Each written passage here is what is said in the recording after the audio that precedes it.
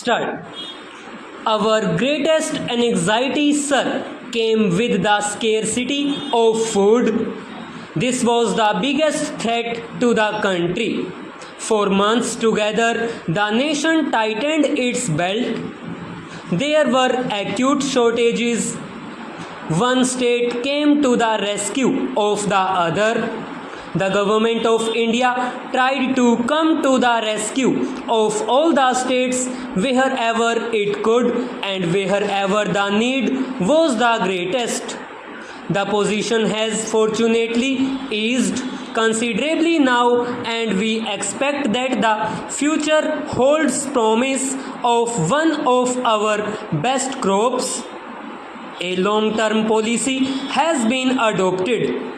The Agricultural Price Commission and the Food Corporation have been set up, and these will be able to help in the stabilization of prices, ensuring proper marketing conditions and building up of stocks.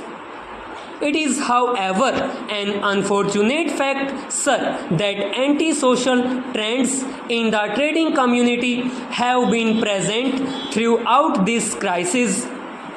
Government must therefore continue to remain vigilant, and buffer stocks must be built up so that long-term stability in agricultural prices may be achieved. India is still very much an agricultural country despite its efforts to industrialize itself in various directions of trade and industry. In order to fully develop agriculture itself, a great deal has to be done. We have to ensure a proper supply of fertilizers in time. We have not only to guarantee but to give proper irrigation facilities and good seeds.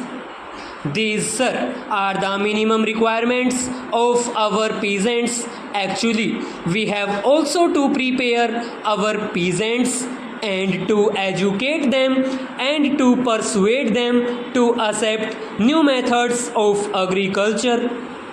The community development movement is directed towards this goal, and the cooperative movement is the economic unit to reach it. On the political side, sir, decentralization through Panchayati Raj is being achieved rapidly. We are taking the risk of making mistakes in pursuance of the ideal that the participation of the people in the government is necessary. Development in the economic sphere can only come with rapid industrialization. Production has gone up in many public sector undertakings, and in the current year we have been told that there will be an increase of 8% in industrial production. The national income has risen, but the impact cannot be felt because of the rapid rise in prices. Consumer goods have become easily available, but the demand for them has risen in the rural areas to a great extent. Madam, our housing problem continues to be acute. There is a pressing need for more houses, for more building materials, and it is absolutely necessary that this problem should be tackled on a high priority basis. Ugly towns, narrow streets, slums from our cities, and hovels from our villages have to be cleared, and we should provide houses in which decent conditions of life are possible. Madam, we are now engaged in the formulation of the fourth five-year plan. We have to ensure that each citizen of our country is guaranteed a decent minimum standard of life. On social services must have one prime object: the abolition of want. relief of distress and elimination of squalor must remain the most object of social expenditure, and special assistance must be given to any part of the community that is in need of it. Unemployment, pauperism, old age, and lack of social amenities have to be dealt with. The first priority, madam, in any socialist country must be given to the poor, to the unfortunate, and the have-nots.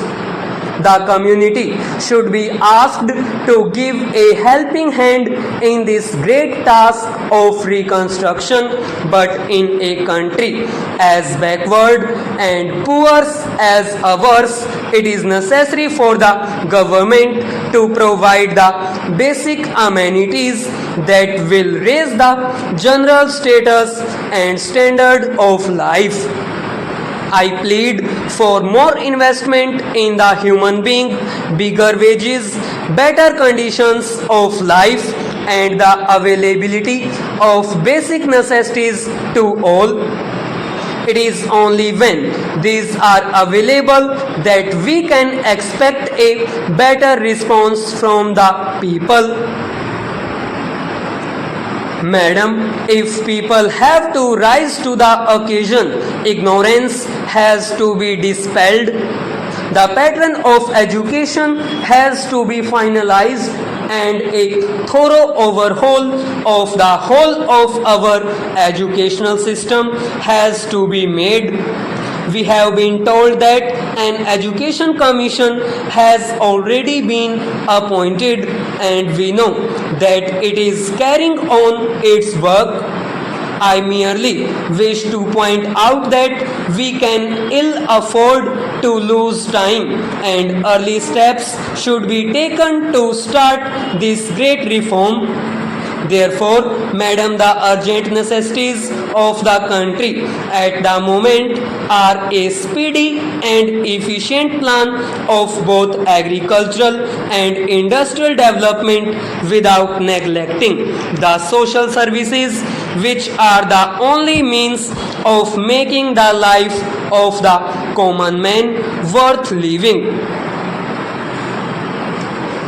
In the industrial sector, it is realized that the time has come for a fresh momentum. Various measures for this have been taken. Again, government has announced concessions for unaccounted and undisclosed money, provided it is voluntarily surrendered, and we have been given a revised structure of taxes.